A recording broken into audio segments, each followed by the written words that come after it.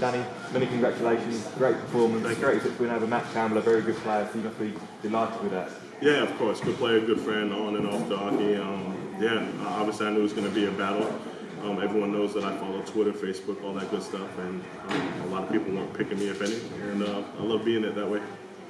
You beat Adrian Lewis here a couple of years ago. That was your big breakthrough on the big stage. Another great performance here. What is it about the Ali Pali stage that brings the best out of you?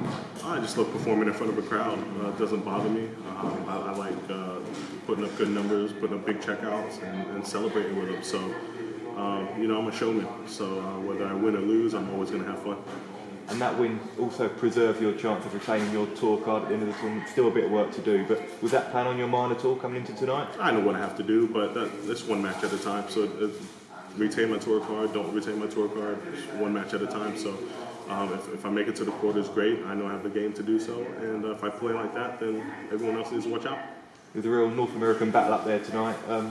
You're one of 5 North American players playing the World Championship. That just illustrates the growth of the sport over there, doesn't it? Yeah, 100%. Like, there's going to be a lot of players coming from the States and Canada to Q School in Germany. I said in 2, 3, 4 years' time, we're going to have 5, 6, 7 North Americans on the tour, and I still believe in that. The talent's unbelievable, and it helps me as well playing the CDC tour and coming out here and performing like that. Everything helps. And looking ahead now to round 2, it's Mervyn King up next to you, a veteran of the sport. What are your thoughts on that matchup? I just got to play my game. Mervyn, obviously, if he comes to play, it's going to be a tough game. He's a legend in my eyes. So, if I play my game, there's no reason why I can't repeat what I did a couple years ago and continue on. Cheers, Danny. Yeah, thanks. Danny, huge congratulations. What's it like coming back to Ali Pali again? Because you've got a special relationship with it. Do you still get those nerves and those butterflies when you see it at the top of Muswell Hill coming up? Oh yeah, I was just telling my girl while we were riding up in the Uber that when you get to a certain point, you look over the hills, you see all the lights and stuff. And last year, I told myself while I was sitting watching this tournament that I was going to make sure I was going to be here this year, and I did that. Did it hurt not being here last year? Yeah, obviously it hurts not being here at all. It's Ali Pali, it's the World Championship, it's the mecca of darts. So, and I feel like I can beat anyone. So, yeah, hurt 100%. What have you learned over the last 2 years about your game, the professional game, and everything? Yeah, it's a learning curve. Back in the States, I'm no disrespect to anyone, but I feel like I'm a big fish in a little pond, and you come over here, I'm a little fish in a big pond. So. For the first year and a half, I wasn't comfortable. I had to adjust leaving my family. I had to adjust FaceTime with my son and stuff like that, and my girl. And it was tough. But I've been playing well the last 6 months, and I told everyone that I'm super confident coming into this tournament. I don't care who's in it. I'm just confident. Just touching on what you said there, do you feel that there's a huge target on your back then when you go home and play in the CDC tour and things like that? Yeah, of course. But I relish in those situations, so I don't care. You know what I mean? I played better back at home. I put up the 95 to 110 plus averages, and it's because I'm confident.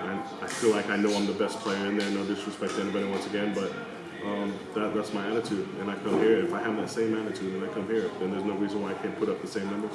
We've seen the deck stacked against you in the past on many occasions over the last few years. Is there one last roll of the dice in the gambler? Oh, absolutely. This was special for me. A lot of people seeing that my girl was here. My son got into a huge car accident, and he was here. So this was also my stepson and family and friends, my manager, like they were all here to support me. I brought a clan with me, and it made me even feel like I needed to throw better. So, and I did. If you keep your card, or if you win one back in future years, would you look at relocating? Is it tough to be a professional in the PDC and still live in America? It is. But I've learned last 6 months, I've learned how to adapt to it. So with the right management, which I have now, with the right management, my support system and my girl and my family and stuff like that, it can be done. And I've shown that, and I'll continue to show it, whether I go back to Q School, retain it, or whatever the case may be.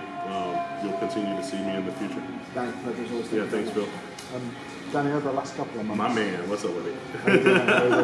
You say over the last... Can I ask you a question real quick? Can indeed. Didn't you pick Campbell as well?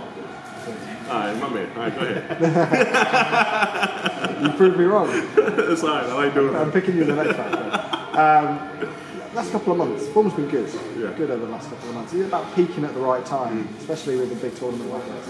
Yeah, of course. That's something just clicked, and I was more relaxed. And when you're happy at home and you're happy with your life back at home, and I'm going through a lot, but like I see positive, I see the future, and everything just clicks. So yeah, it just brings the best parts out in you. Playing someone like Matt up there, you know him so well, you've played him so many times, is it just an extra layer of being comfortable? Yeah, of course. Matt he was a favorite for a reason. I've been telling everyone all along that I felt like Matt was top 16, top 10 player. The way I practice with him, when I watch him play, whatever the case may be, like he's so good. He's so good, and he just goes up there and doesn't care, and he just throws the darts, and they just fly frequently. Beautiful stroke and everything. So yeah, it was tough. But it made me feel comfortable because I have that familiarity where I'm playing with him and so forth and practicing. We were warming up backstage, like nothing fazed us. Like we're still friends, and we still warm up. We still do all of that. So it was tough, but it did bring the best out of me. With Merv in the next round, he's someone who's obviously in the seeding positions, but his form hasn't been the best over the 12 months. Your form is on the way up, his maybe on the way down. Do you feel like that's a lot closer game than some people might think? Oh, 100%. But I'll let the bookmakers and all them people deal with all that. I hope they put me as an underdog, so everyone knows that if I'm an underdog, then I'm dangerous. So I get along with Merv. He's a class guy, and I'm just going to go up there and throw my darts. If I win, then great. If not, then we just got to move on, don't we? Good man. I've got you to win, Danny. My man.